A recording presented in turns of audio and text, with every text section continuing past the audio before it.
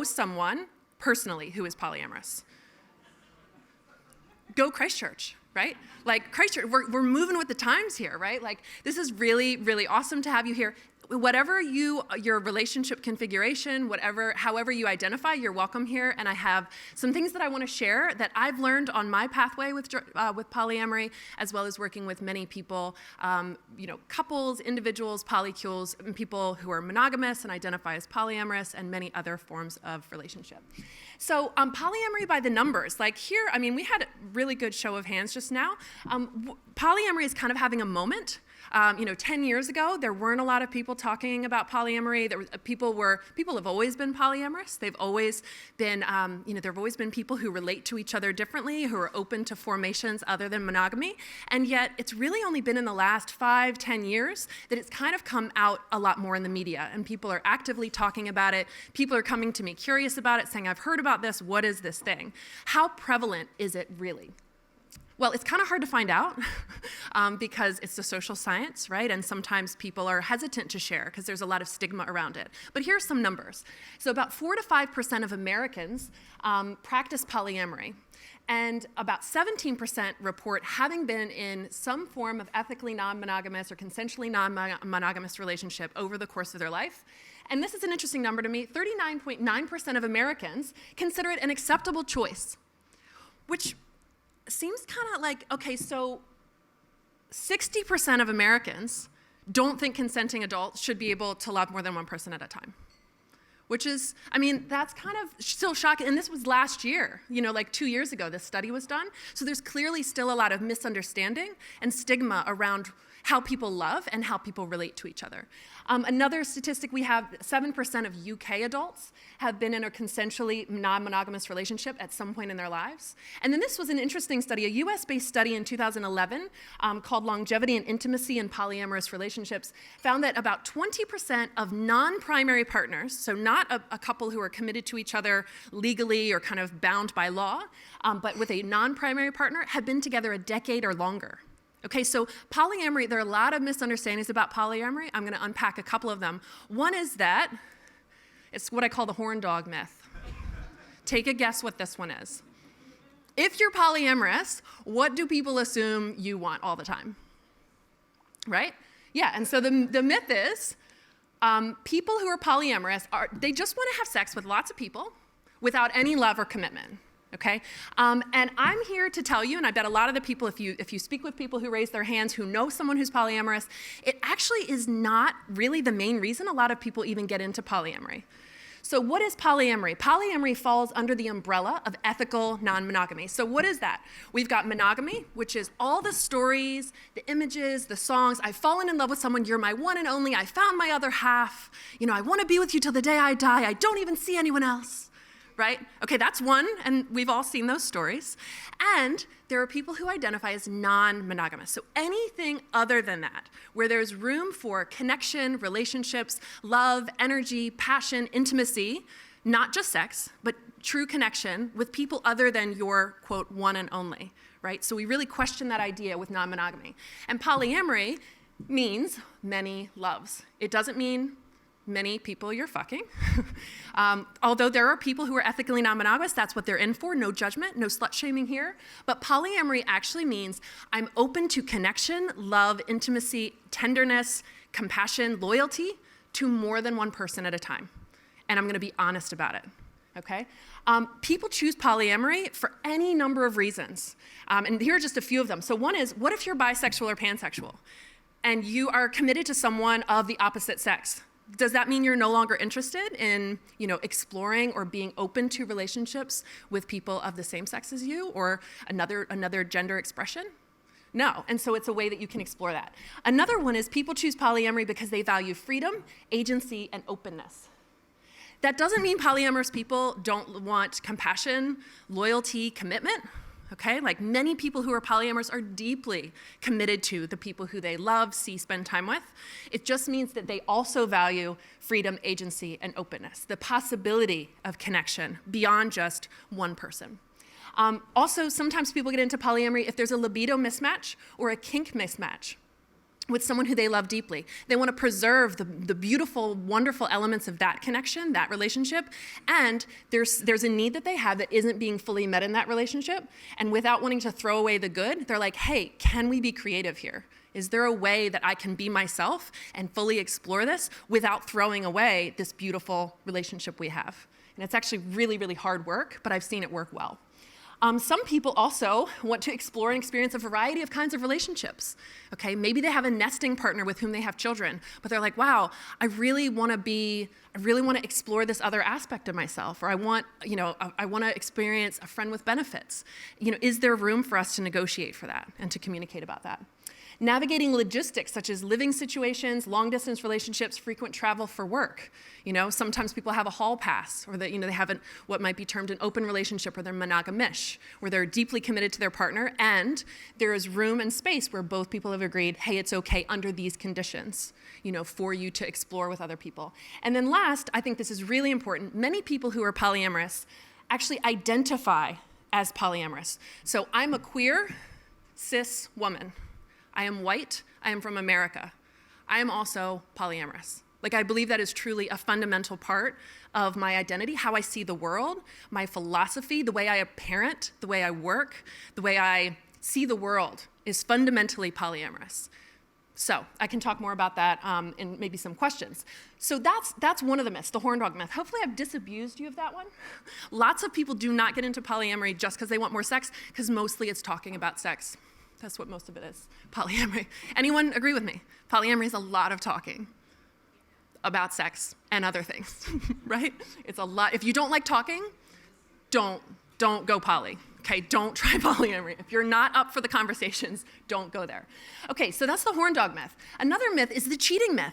And this one is so passé. Hopefully I don't have to convince you of this, but I'm gonna go through it anyway because I still see it online. I still hear people say this. Oh, polyamory is just a fancy word for cheating. And here's how I'm gonna really break this one down for you. If you are playing Monopoly, okay, at a games night, and everyone is playing by the rules, and you see someone stealing money from the bank, okay, and they're just folding it under the edge of their side. That's cheating, right? And you should call that person out. If you show up at a friend's house and they're playing a game of Monopoly and they say, hey, we have house rules. We're playing a different form of Monopoly. You might not be familiar with it. Let us run you through it. Here's what we do. If somebody says the word sorry, the first person who takes money out of the bank gets to keep it. Is that cheating if somebody steals money from the bank, if they're following those rules? No, because they're house rules, right? And if you don't like the house rules, you don't have to play the game. You can say, oh, this game doesn't work for me. But you can't say, well, you guys are all cheating. That's not the way the game works, right? Because the game is made up. The game is made up. And so is monogamy. And monogamy is beautiful. I'm not knocking monogamy, but don't act like it's the only way to do it.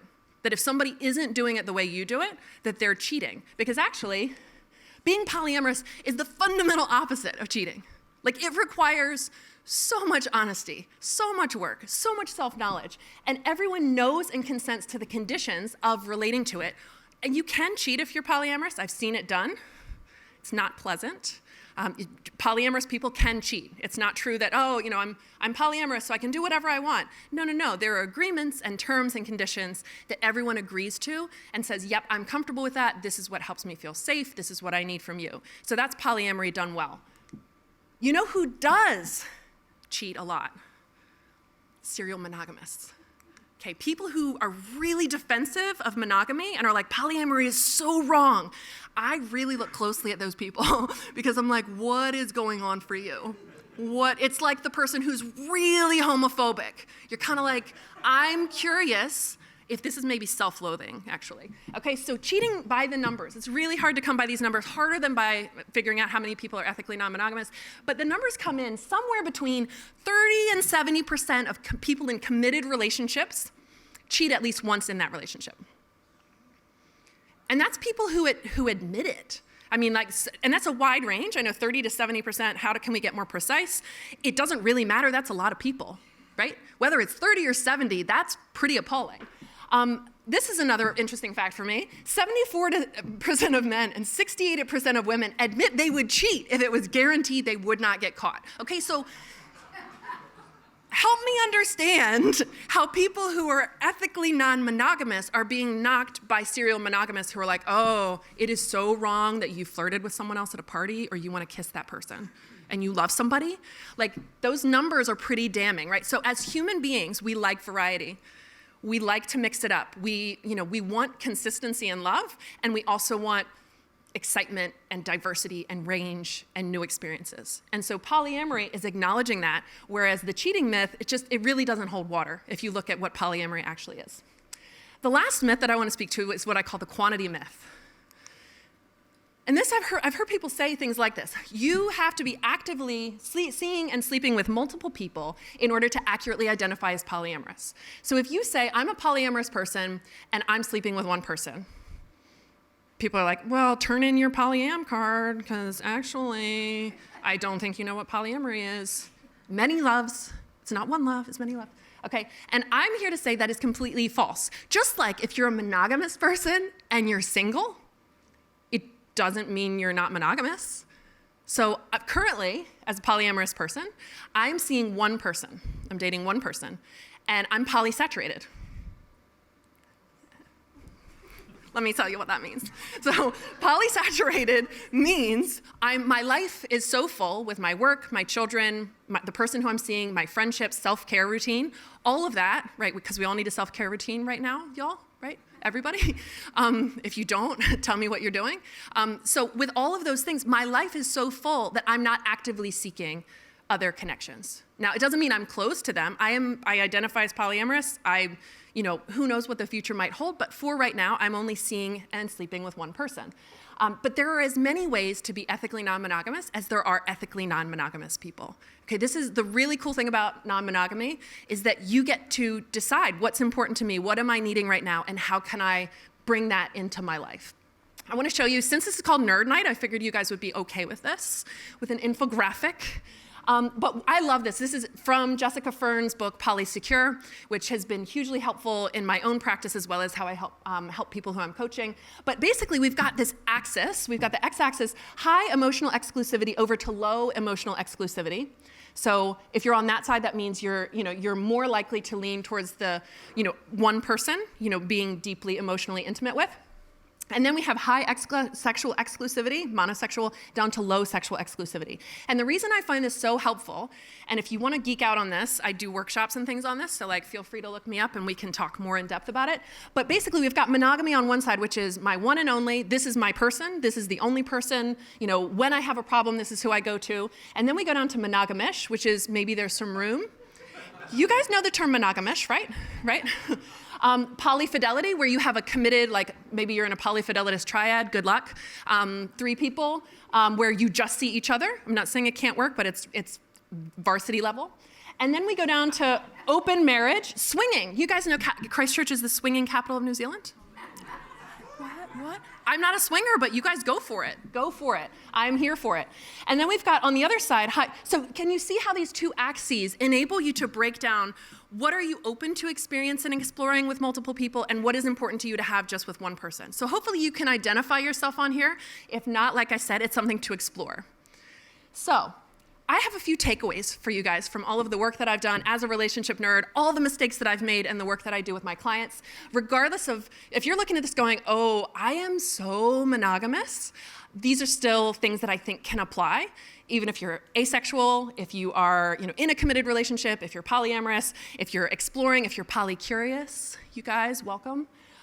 We have got 3 main points I wanted to make. The first is, no matter what relationship you're in, no matter who you are, no matter your age, gender, religion, anything, we need to accept and embrace that life is all change, okay? All of life is change. If you are married to someone for 45 or 50 or 60 years, that person is going to be different over that time, and so are you. Conditions external to you are going to change.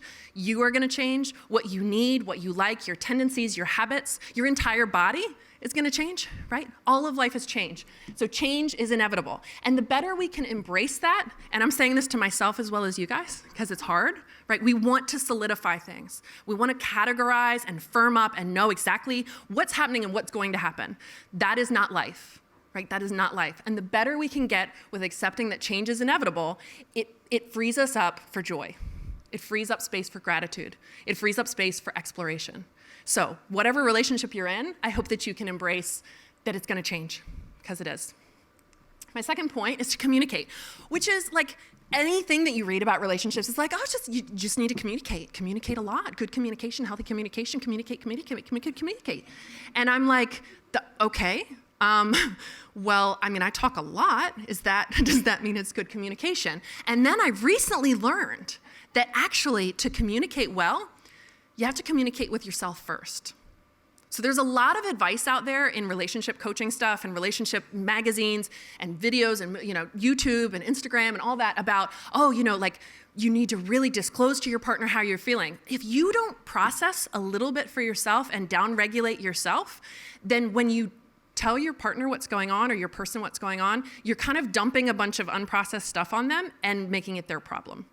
And I've done this, and I see people do it. I also see people who withdraw and are like, oh, I never want to talk about it. I don't want to talk about anything. So those are the two extremes. So what we all need to do is be a little bit more comfortable with listening to ourselves, self-validating, checking in, and then kindly and directly explaining, hey, this is what my lived experience is. This is how I'm feeling. This is what you did, and this is how I'm feeling now. Okay, and I'm in the middle of this with my partner right now, who's long distance. I was talking with my friends before this talk. I was like, you guys, I need some coaching. Please help me figure out how can I downregulate myself so I can communicate clearly? Because when we're stuck in our stuff, then we're just passing poison back and forth. And that's true whether you're polyamorous or monogamous or anything else. My last takeaway recommendation that I have is that we all get to choose, okay? Whatever you've been handed by your parents, your family of origin, your religion, your neighborhood, your friend group, the stories that you read, the things you believe, your past relationships, we actually all get to design our lives because this is our life. Okay? And so what gives me hope about this work and the possibility that we have now with more openness to discuss and to talk about what's really going on internally for us and what we want and need in relationships is that we all are aware we have a wider range of choice than any generation before us. And that's exciting, and it's also scary, right? Because how do you know? How do you know what choice to make? The great thing is you don't have to choose just one time. You actually get to choose every day. And it's never too late to forge something new for yourselves. So hopefully you can have the courage. Hopefully some of these takeaways and this information have been beneficial for you, and I've really enjoyed getting to share a bit. Hopefully I've disabused you of maybe some misunderstandings about polyamory if you came in thinking or wondering about any of those things. But ultimately, I just want you to know whether you're polyam, whether you're monogamous, whether you're asexual, whatever you are, you get to choose what you want that to look like. So thanks so much for having me out tonight. It was great to be here. Thank you, Janelle. Do we have any questions? One right here. Has there been any studies done if people's level of openness in relationships change over age? I mean, the cool thing is that there's some really vital research going on. It's relatively new and recent that it's being kind of recognized in the academic literature. But the answer is yes. There does look to be people who are under 30 are more likely to be open to polyamory now, but people as they age are also discovering and learning that there are things that they want to explore that maybe they hadn't before. And so there's actually a rise in people in older generations as well, exploring and opening themselves to potential other ways of relating. But I'm curious to see, hopefully there'll be even more, studies. And I'm hoping outside of America, there are a lot in the US, but I'm like, well, what about other parts of the countries, other parts of the world as well? But yeah, it does look to be the case. Is there a country or culture that has the least amount of shame surrounded by this? I mean, anecdotally, Germany. Germany is, a lot of European countries tend to be more so. South America, I've read, is much less. Basically, there's a strong correlation between strong conservative, kind of Christian traditions and, places where, where church going has dropped, kind of like conservative Christianity or conservative religion has dropped, that there is more openness to this. I did want to say in America, that number that I said, 4 to 7%, doesn't sound like much. It's 16.6 million people are actively currently in some form of non-monogamous relationship. So it's not, these are not, it sounds like a small number, percentage-wise, it's still a minority, but it is becoming much, much more prevalent and more common, and people are more open to talk about it than they used to be. I guarantee everybody in here knows someone who is non-monogamous. You just may not know it, right? Because there's still so much misunderstanding and judgment around it. But Germany, move to Germany, if you're interested. Other questions? When you talk about the data of 16 million people, is there some data to that where it's single people or people with kids and married and that sort of thing? Where it breaks down? There is, and I mean, tonight I didn't have time to go into that. There is actually quite a bit of research that's been coming out the last couple years about, it's not always the people who you would think. It's not people who are like young and single and wanting to date multiple people and then they want to settle down. There are a lot of people who have children, who've been together for a very long time, who have decided to open their relationship. There also are people who have found themselves single, maybe not because they chose to, but maybe they became, their partner died, or maybe they'd never been partnered, and yet they want companionship and closeness. So there's like I said, the range of experiences of people who are ethically non-monogamous and why they choose to be so, it's across the lifespan, it's across religions, it's across, it's really much more widespread. And I think we're just now starting to get a more accurate picture, because the image is, the hot hip 20-somethings, who are like, or the board game aficionados. And I'm not knocking either of those. There's a reason for that. The Dungeons and Dragons crew. There are the stereotypes, and yet, if you saw me walking down the street, would you be like, oh, there goes a slut? Because I am. And I have 3 children who are 19, 16, and 12, and my 16-year-old is polyamorous. And to them, it's just very natural. To them, they're like, oh, these are my friends, and I love them, and we're affectionate together, and we're our little polycule. And I'm like, oh, how great that you have that option, right? To me, I would have been chewed up with guilt. Oh, I love my girlfriend, and I like someone else. What do I do, right? But hopefully, we're normalizing it more and more, that people across the age span can see themselves in it. Is there any correlation between happiness and polyamory? There is, as a matter of fact. So I want to admit that polyamory is very difficult at times. There are things that it's the price of admission. There's complexity, there's difficulty, there are things that are challenging.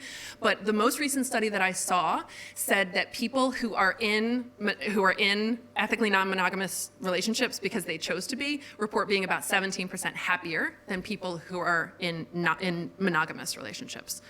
But that's just one study. I'll email that to you, and you can share it with your partner and be like, let's talk about happiness. Thank you, Janel. Oh, I think we'll have to end the questions now, but very fascinating talk. Thank you very much.